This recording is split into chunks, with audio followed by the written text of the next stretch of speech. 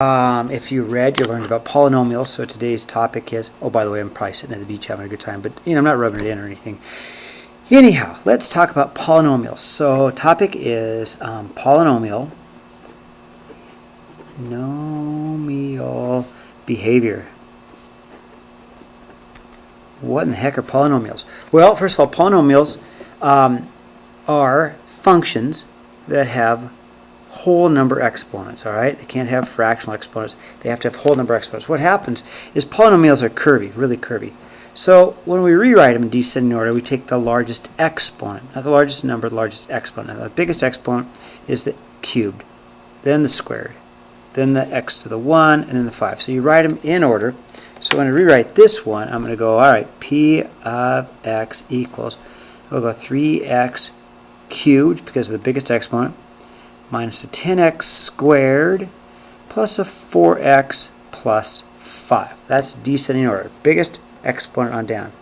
Once you get that, then the degree is that biggest exponent. So the degree in this case, the degree is 3, okay, because of the biggest exponent. The leading coefficient then comes from, again, the biggest term, but it's the number in front of the largest term. X cubed is the largest term. The 3 is its leading coefficient. So it's a 3 also, only because of that 3 is the first 3 with the leading coefficient. Okay? And the constant is the number without a variable, because it's going to stay constant. That's the 5. It stays 5. It does not have a variable with it. So the constant is a number without a variable. Find p of 3. Well, we're just going to plug it in. All right? We're going to go p of 3 is equal to 3 times 3 cubed minus 10 times 3 squared plus 4 times 3 plus 5. All right, I'm pretty good about letting the calculator do most of the work for me, so let's see if I can plug that in. I'm just going to go, let's see, clear that. 3 parentheses, 3 cubed minus 10 times 3 squared plus 4 times 3 plus 5. Boom. It's 8. Equals 8. So what does this represent? Well, it's a point. All it is a point. It's a point on this curve. It's a point on the curve at 3, 8. All right? Now, and behavior. All right. What do we know? Okay, so if it's a cubic function, then a cubic function will look something like this. And we can put it on a calculator and check it out, but every odd function is going to end going up and end going down, or vice versa. In this case, because it's a positive 3x cubed, it has to finish going up to infinity. So we'd say its end behavior is this, that as x approaches infinity, okay, think about this. Here's my x.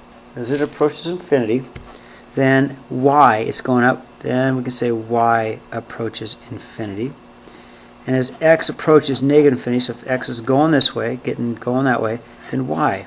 Let's say then, as x approaches negative infinity, we can say that y approaches negative infinity also. Okay, so that's end behavior. It's just where is it going as it heads towards infinity. This one's heading to positive infinity, and this one's heading to negative infinity. Okay, example 2, find the zeros. Okay, well, to find the zeros, what we're going to do is set the polynomial equal to 0. To find zeros, you set the polynomial equal to 0.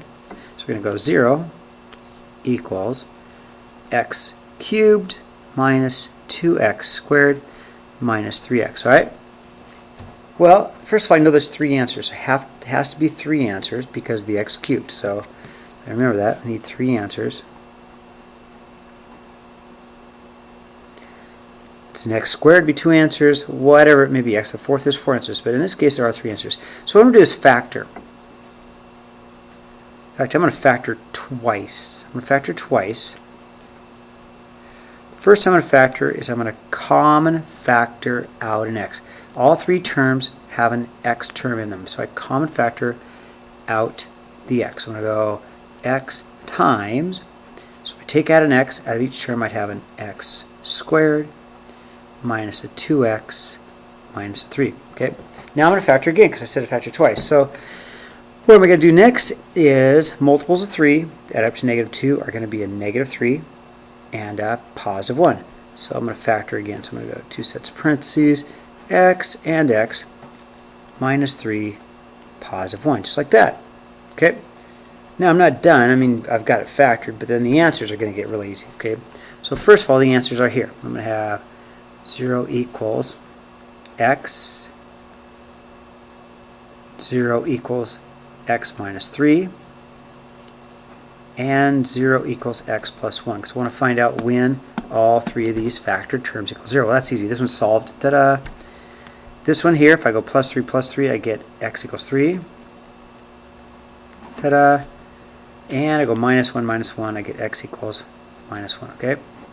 Now, to graph this without a calculator, it's not that hard. We don't have to have anything but the shape for right now. We don't have to have all the perfect little parts to it. But I do know if I'm going to graph this, it's going to look like this. I know it's got to go through at 0, because that's a 0. X equals 0. It has to go through at 3. 1, 2, 3. And it's got to go through at negative 1. Because these are at zeros. I know it's a positive x cubed. And because it's a, oops, sorry you guys, forgive me. I got a little confused because you couldn't see it. So, back to these. Here's my factored terms. Took out a common x. Then multiples of 3 that add up to negative 2. I took all three of these factors and solved, set them equal to 0. And I got 3 zeros. Okay, now the zeros are like x-intercepts, where the graph is 0. Okay, now I know how it looks. Because if this first term, this x cubed, is positive, then I know it has to end at infinity. So I know the graph's got to go like this. It goes off like this. Now an x cubed, they're going to be curvy. So it's going to come down. How far down? I don't care. It's just going to come down. It's got to go back through this one. Goes through this one. Again, it's got to go up, and it's going to curve around. It's got to go back down through that one. So this is a basic illustration of the graph. Now we could put it in the calculator, sure, we could look at it, and we would get the exact same answer. So we could get the values of this max and this min, but we don't need those yet, okay? All I want today is just to get a shape, the right shape of the polynomial, okay? Alright, example 3. Again, p of x equals x squared, x minus 2 cubed plus an x plus 1. Wow, that's a lot. So let's see what's going on here, okay? So, first of all, I know that if 0 equals x squared, see this one's already factored. Already factored. This one's already factored.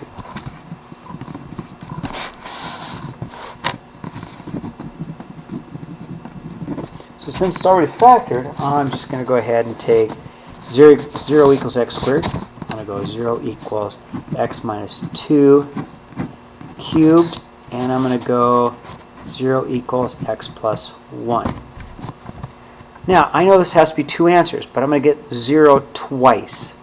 So I get x equals 0 twice because of x squared. That's where we're going to pick up a double root. All right? I'm going to take the cube root, but I know I'm going to have 3 answers here because of the cube. Has to be 3 answers. So if I cube root, I get 0 equals x minus 2 because I cube rooted, plus 1, I get 2. So what happens is 2 is going to happen 3 times. So I'm going to have x equals 2, and x equals 2, and x equals 2. Now that's a little confusing. What in the heck am I talking about? Of course it equals 2, but let's see what a triple root means.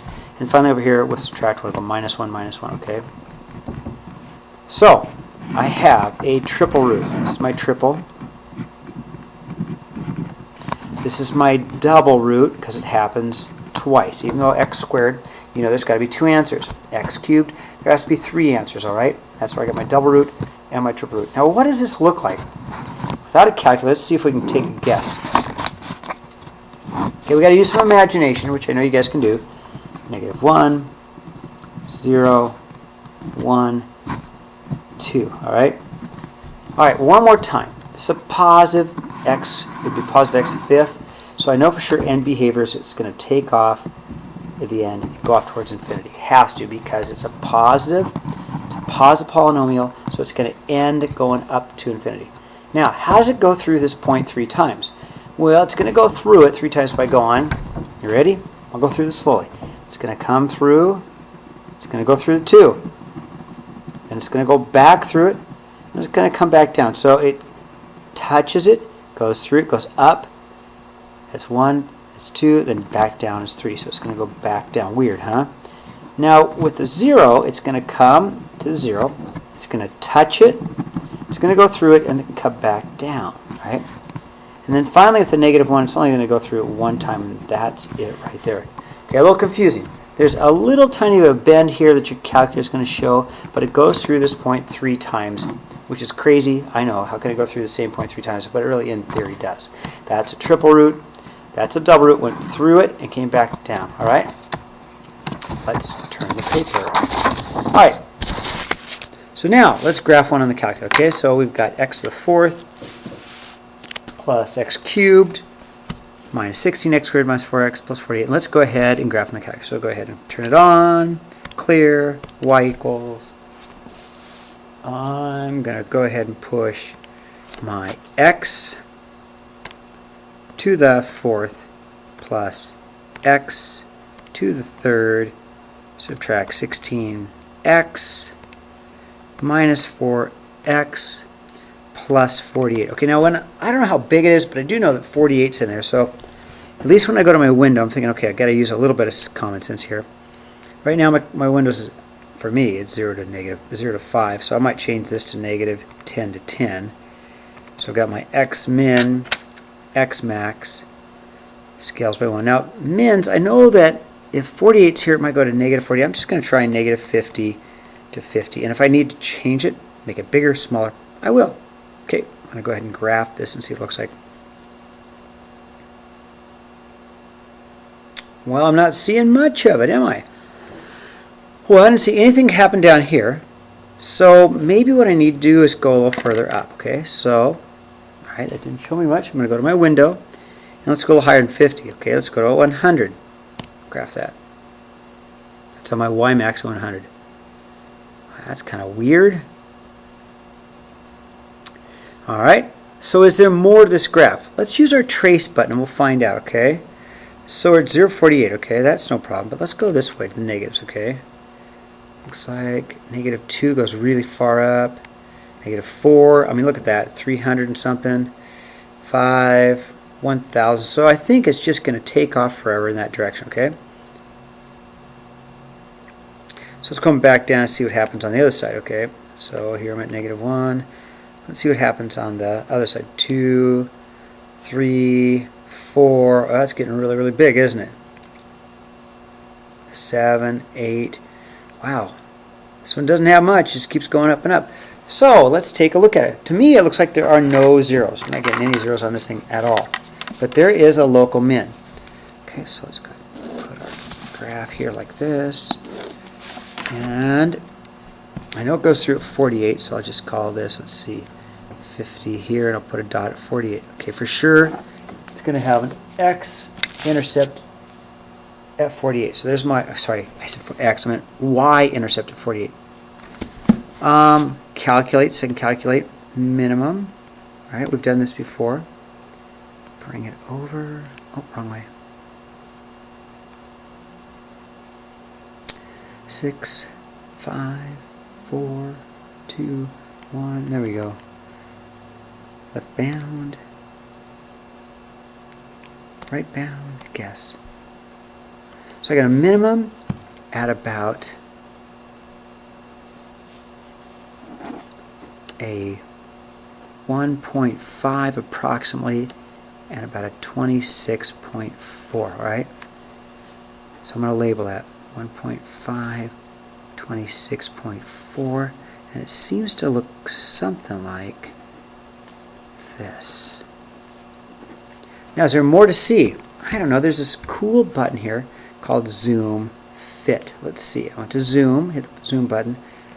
See if I can find more. Zoom Fit. It's all the way here on 10. Let's see. Maybe if there's more to this graph, the calculator is going to find it. Well, I don't see any more mins or maxes. I think that's it. I think we found it ultimately by going to our other window, which was our -10 to 10. I think we went Oh, we could have gone 100 to maybe 0 and we would have got it again. Oh, it doesn't like that. Sorry, my bad. Let's see what I do. Wrong window. Oh, mins and maxes are backwards. 0 to 100. See, even I make mistakes. Hard to believe, huh? There it is again. Alright, not a very cool one because a lot of times they have so many bumps and curves. This one's kind of boring. Okay, so page 266, 7, 17, 25, 39, 55, and 89. Alright.